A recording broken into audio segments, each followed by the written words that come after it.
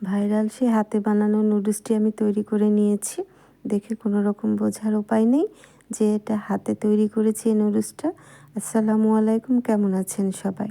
হাতে তৈরি এই নুডলসটি খেতে একেবারে বাজারের কেনা নুডলসের মতোই লাগে খেতে। কোনোভাবে বোঝার উপায় নেই। চলুন দেখা যাক এই নুডলসটি আমি কিভাবে তৈরি করেছি। প্রথমে একটি পাত্রে আমি 2 কাপ আটা নিয়ে নিয়েছি। আপনারা চাইলে এই নুডলসটি ময়দা দিয়েও তৈরি করে নিতে পারেন। আরও নিয়ে নিয়েছি 2 কাপ আটার জন্য 1 চামচ লবণ। লবণটা অবশ্য আপনাদের টেস্ট অনুযায়ী দিয়ে নিতে হবে। এখন আরও দিয়ে দিচ্ছি এখানে রেগুলার রান্নার তেল 2 টেবিল চামচ। আপনারা চাইলে এখানে ডিম ব্যবহার করতে পারেন। আমি ডিম ছাড়া এই নুডলসটি তৈরি করে নেব। আমি এখানে 2 কাপ আটার জন্য 1 কাপ পানি দিয়ে দিচ্ছি।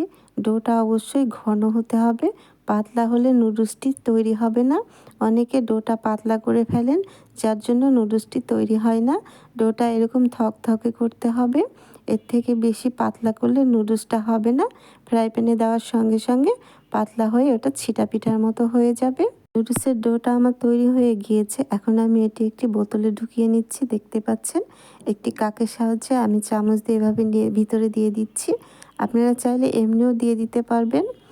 আর আটাটা এরকম, নুডলসের আটাটা এরকম ঠিক হতে হবে, তাছাড়া কিন্তু নুডলসটা তৈরি হবে না। দেখতেই পাচ্ছেন আমি কিভাবে বোতলের মধ্যে নুডলসের এই ডোটি দিয়ে দিচ্ছি। এখন আমি নুডলসটি তৈরি করে নেব। একটি ফ্রাই প্যান প্রথমে আমি গরম করে নিয়েছি। তারপর আলতো হাতে এভাবে ঘুরিয়ে দিচ্ছি। বোতলটা আস্তে করে চাপ দিতে হবে আর এভাবে ঘুরিয়ে দিতে হবে। বোতলের মুখটা ফুটা করে নিয়েছি। প্রথম অবস্থায় মোটা থাকলে সমস্যা নেই, পরে এটি জাল হওয়ার পর চিকন হয়ে যাবে। সেজন্য শুরুতে একটু মোটা করে দিতে হবে। আর নুডলসের এই ডোটি অবশ্যই একটু ঠিক করতে হবে, বেশি পাতলা করলে নুডলসটি তৈরি হবে না। এভাবে আমি সবগুলো নুডলস ভেজে নিয়েছি। দেখতেই পাচ্ছেন নুডলসটা কত সুন্দর তৈরি হয়ে গেছে। আমার চুলার জালটা লো করে দেওয়া আছে। আর নুডলসটি আমি 30 সেকেন্ডের মতো ভেজে নিয়েছি। এর থেকে বেশি ভাজা যাবে না। এর থেকে বেশি ভাজলে নুডলসগুলো শক্ত হয়ে যাবে। দেখতেই পাচ্ছেন নুডলসগুলো আমি তৈরি করে নিয়েছি। নুডলসগুলো এরকম সফট থাকবে যদি আপনি 30 সেকেন্ডের মতো ভেজে নেন। এখন নুডলসগুলো আমি নামিয়ে নিয়েছি।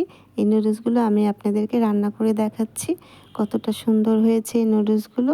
একটি ফ্রাই প্যান ভালো করে গরম করে রেগুলার রান্নার তেল দিয়ে দিয়েছি 3 টেবিল চামচ। তাতে দিয়ে দিলাম রসুন কুচি 2 টেবিল চামচ। এখন রসুনটা হালকা বাদামি করে আমি ভেজে নেব।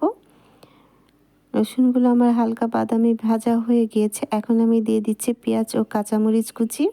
এখানে আপনারা চাইলে নুডলসে কিছু সবজি ব্যবহার করতে পারেন আপনাদের পছন্দ অনুযায়ী। কোনো রকম সবজি ছাড়া আজ আমি এই নুডলসটি তৈরি করে নেব।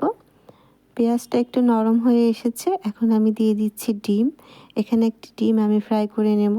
পেঁয়াজটা নুডলসটা করার জন্য পেঁয়াজটা বেশি ভেজে নিলে নুডলসটা খেতে ভালো লাগে না।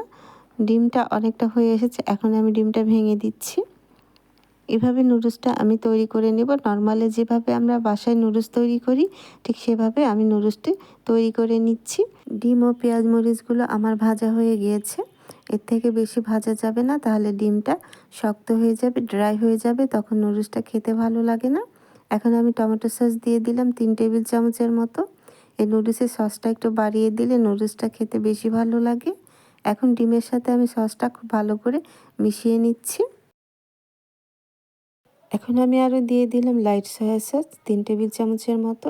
এখন খুব ভালো করে ডিম ও সসটা আমি কষিয়ে নেব। আরও দিয়ে দিচ্ছি ম্যাগি মশলা। অবশ্য ম্যাগি মশলাটা দিলে নুডলসটা খেতে বেশি ভালো লাগে।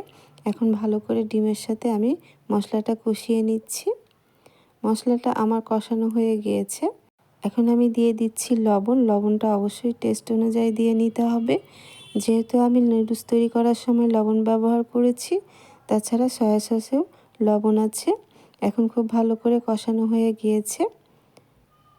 এখন আমি দিয়ে দিচ্ছি আগে থেকে হাতে তৈরি করা নুডলসগুলো।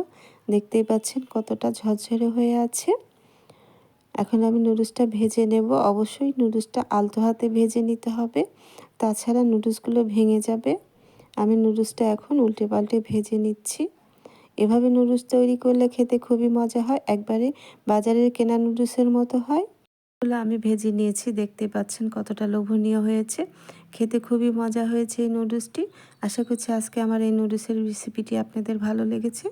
আজকে আমার এই নুডলসের রেসিপিটি যদি আপনাদের ভালো লেগে থাকে অবশ্যই আমার চ্যানেলটি সাবস্ক্রাইব করে রাখবেন ও পাশে থাকা বেল বাটনটি অন করে দেবেন, যাতে করে আমি নতুন কোনো ভিডিও আপলোড করলে সবার আগে নোটিফিকেশন আপনার কাছে পৌঁছে যায়। ও একটি লাইক কমেন্ট করতে ভুলবেন না। আর যারা ফেসবুক পেজ থেকে আমার এই ভিডিওটি দেখছেন অবশ্যই আমার ফেসবুক পেজটি ফলো দিয়ে রাখবেন ও একটি লাইক কমেন্ট করতে ভুলবেন না। ভালো থাকবেন সবাই। চলে আসবো আবারও নতুন কোনো রেসিপি নিয়ে। ভালো থাকবেন সবাই। আল্লাহ হাফেজ।